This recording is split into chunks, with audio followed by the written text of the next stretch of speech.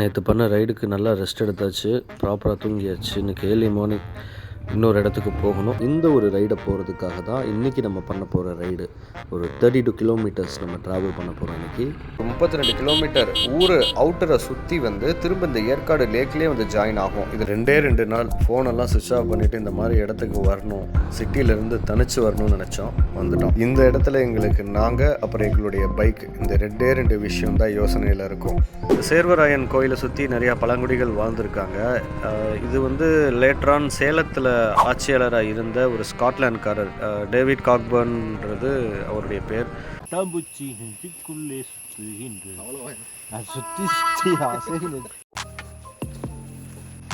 தான் பெரும்பாலும் நியூஸ்லலாம் பார்த்துன்னு இந்த மாதிரி தான். இன்னும் கொஞ்சம் தூரம் இருந்தாவா?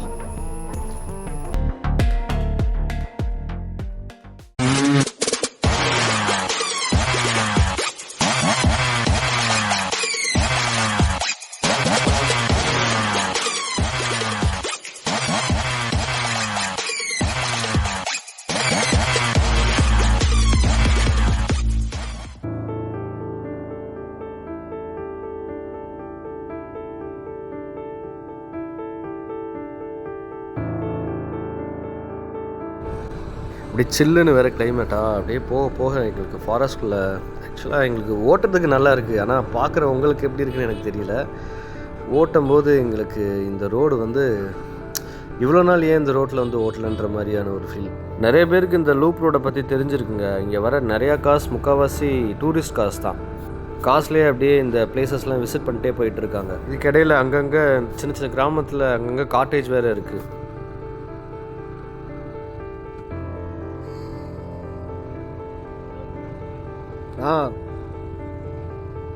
இது ஒரு காட்டேஜ்னு நினைக்கிறேன். இங்கே நிறைய காசு பார்க் பண்ணியிருக்காங்க. நிறைய பேர் லாங் ட்ராவலில் இங்கே வந்து ஸ்டே பண்ணி ஸ்டேட்டுக்கு நடுவில் வேறு காட்டேஜா சரியாக என்ஜாய் பண்ணுறாங்க.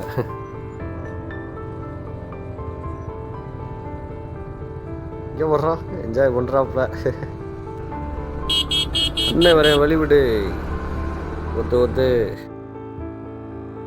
பா. லெஃப்ட்டு ரைட்டு என்ன வியூ இது! சென்டரில் ரோடா, அப்படியே 2 சைடும் காடுங்க.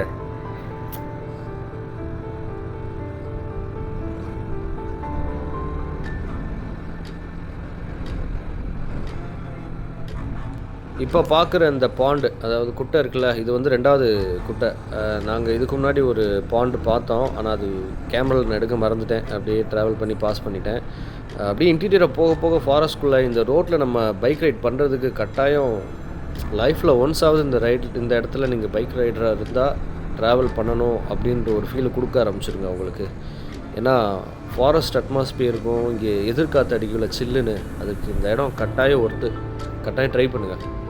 பசங்க ஏதோ ஸ்பாட்டை நோட் பண்ணிட்டானுங்க. ஓகே, ஹால்ட்டை போட்டானுங்க. சரி, அப்படியே இந்த இடத்துல கொஞ்சம் நேரம் எக்ஸ்ப்ளோர் பண்ணுவோம்.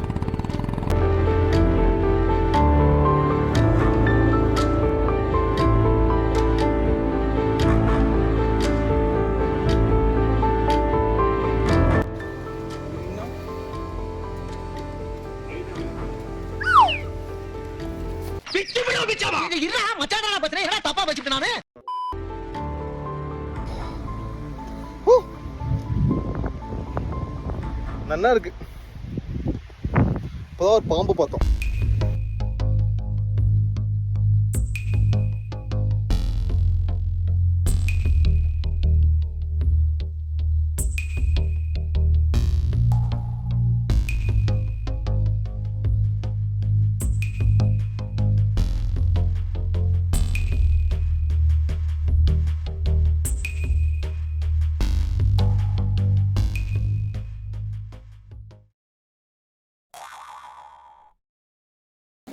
அப்பா அம்மா,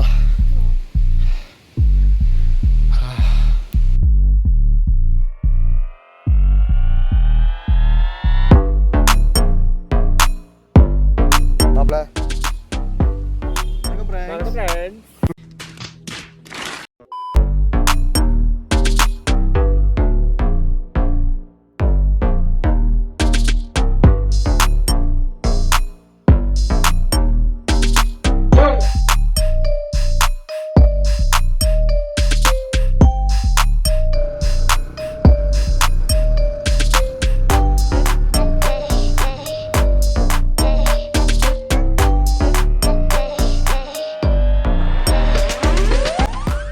அண்ணே டீ இருக்கானே அங்கே இங்கிட்ட எதுவும் இருக்காதா?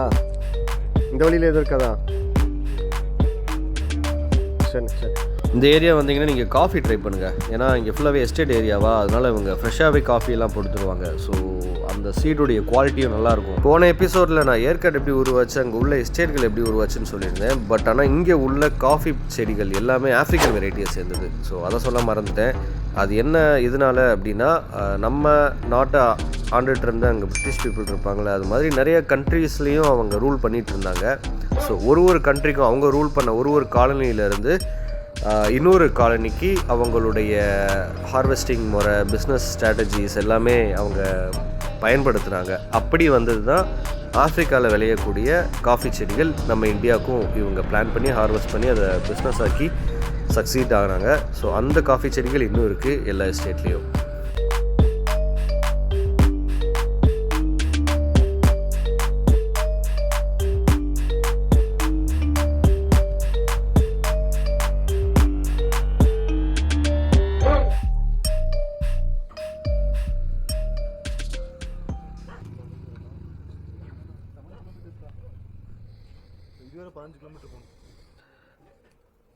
டீ என்னங்கக்கா? மதுரை. சுற்றி பார்க்க வந்தோங்க்கா. இல்லை ஃபால்ஸ் போல் அப்படியே ரிட்டர்ன் ரூம். இந்த வழி தானேக்கா ஏற்காடு? டே டீ சொல்லிட்டீங்களா? ஓகே வெயிட் பண்ணுவோம்.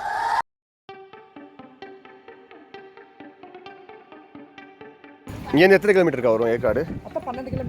12 கிலோமீட்டர் வரும். சரி. டக்குன்னு எங்கள் மைண்டு மாறிடுச்சு. ஒரு டீயை போட்டதும் இங்கேருந்து நல்லூர் ஃபால்ஸ் போகிறோம். அங்கே இருக்குல்லக்கா கடை.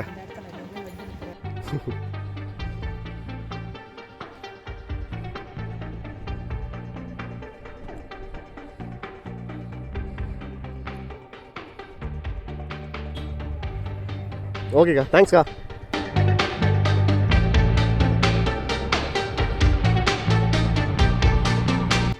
இந்த ஹில் ஏரியாலெலாம் இருக்கிற ஸ்கூல் பசங்களெல்லாம் பார்க்கும்போது என்னுடைய ஸ்கூல் டேஸ் எனக்கு ஞாபகம் வருது. நானும் இது மாதிரி ஹில் ஏரியாவில் தான் நானும் ஸ்கூல் டேஸ்லாம் ஒரு 2 வருஷம், ஒரு 2 இயர்ஸ் படித்தேன் கொடைக்கானலில்.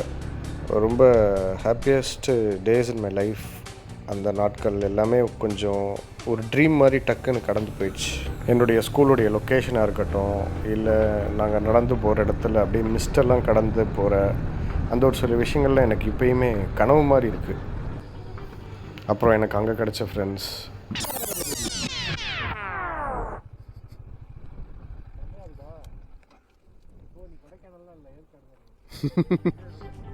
டேய், உலகத்தில் இருக்கிற எல்லா இடத்துக்கும் நம்ம போகிறோம், அவ்வளோதான். ஏற்காடு, கொடைக்கானல் எதுவுமே ஊர் சொந்தம் கொண்டாடக்கூடாது. எல்லா ஊரும் நம்ம ஊர் தான். வாழ்கிற வரை ரைட் பண்ணுறோம்.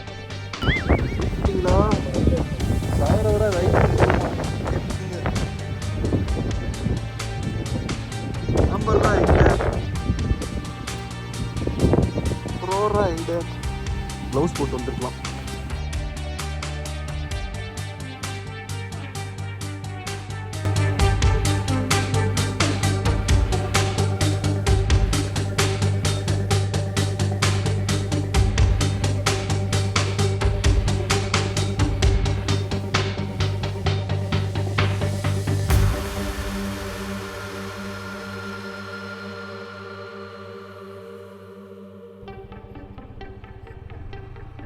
நல்ல வேலை வண்டியை சர்வீஸ் விட்டு எடுத்தேன் இந்த ரைடுக்கு முன்னாடி. அவ்வளோ அழகாக இருக்குது வண்டியை இந்த மாதிரி இடத்துல எல்லாம் ஓட்டுறதுக்கு.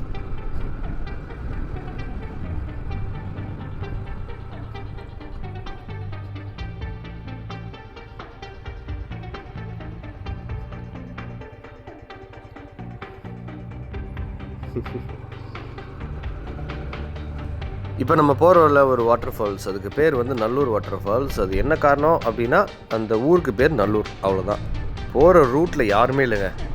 அதுவும் வியூ வந்து அல்டிமேட்டாக இருக்குது, லெஃப்ட் அண்ட் ரைட்டு. அந்த லூப் ரோட்லேருந்து இந்த நல்லூர் வாட்டர் ஃபால்ஸ்க்கு வரதுக்கு ஒரு 7 கிலோமீட்டர்னு போர்டில் போட்டிருந்துச்சு. ஸோ இந்த 7 கிலோமீட்டரும் நிறைய ஹேர்பின் பென்ஸ் இருக்குது. மொத்தம் ஏற்காட்டுக்கு நம்ம வரதுக்கான ஹேர்பின் பென்ஸு இந்த ஒரே இடத்துல நம்ம கவுண்ட் பண்ணிடலாம், அந்தளவுக்கு ஹேர்பின் பென்ஸ்.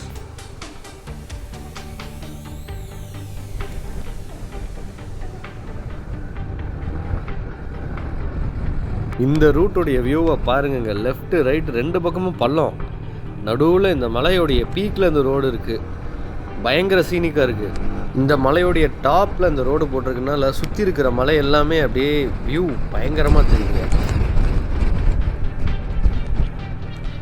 ஊரை நெருங்கிக்கிட்டு இருக்கோம். அந்த நல்லூருன்ற ஊர் வந்ததுமே வாட்டர் ஃபால்ஸ்க்கு அந்த ஸ்பாட்டு வந்துடும்.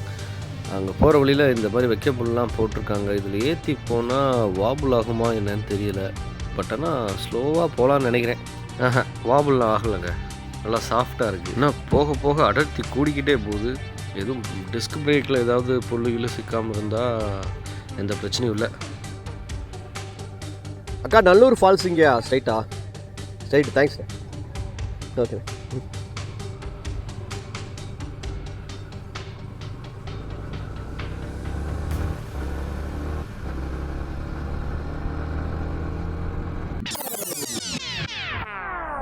இந்த நல்லூர் வாட்டர் ஃபால்ஸுக்கு போர்டு எதுவுமே இருக்காதுங்க. இந்த கடையை லெஃப்ட் சைடில் ஒரு கடை இருக்குது பார்த்தீங்களா, இந்த ஒரு கடை மட்டும்தான் இருக்கும். அக்கா நல்லூர் ஃபால்ஸ் எங்கக்கா இருக்கு? உள்ளே நடந்து போகணுமாக்கா? கீழே இறக்கத்தில் இருக்கு. அதுக்கு ஆப்போசிட்டில் ஒரு ரூட்டில் இறங்கி போகணும். இந்த கடையை பார்த்து வச்சுக்கோங்க. நிறுத்து.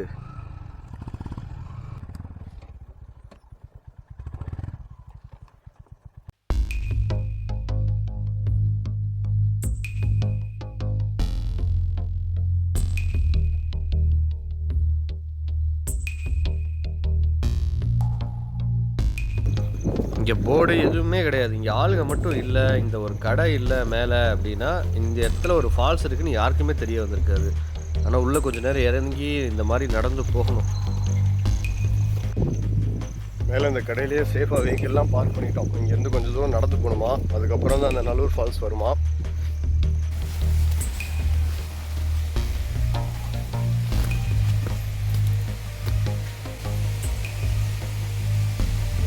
உள்ளே போக போக அப்படியே உங்களுக்கு இந்த ஃபால்ஸோட சத்தம் கேட்குதா, அந்த இரைச்சல். ஃபால்ஸை நம்ம கொஞ்சம் கொஞ்சமாக நெருங்கிக்கிட்டு இருக்கோம்.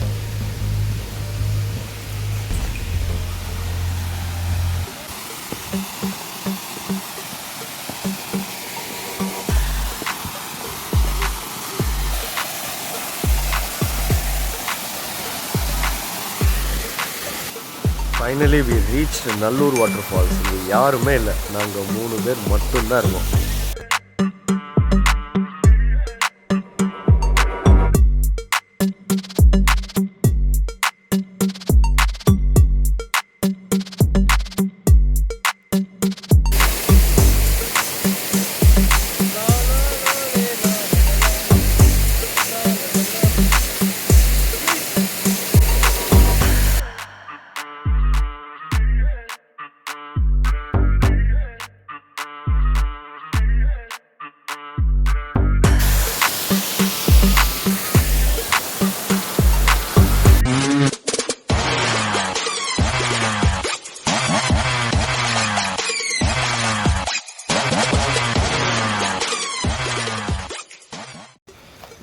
அவ்வளோதான். இப்போ ரிட்டர்ன் டு லூப் ரோடு.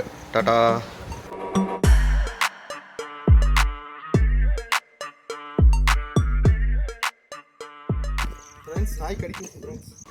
மருத்துவத்தில் மட்டும் அவர் தேர்ச்சி பெற்றவர் என மக்கள் நினைத்துக் கொண்டிருந்த நேரத்தில் அடிப்படையான இருக்குல்ல 2 கட்டுப்படுத்தும் நோக்கு வர்மத்திலும் அவர் மகா யோகி என்று அவர்கள் அறிந்து கொள்ளும் நேரம் வந்தது.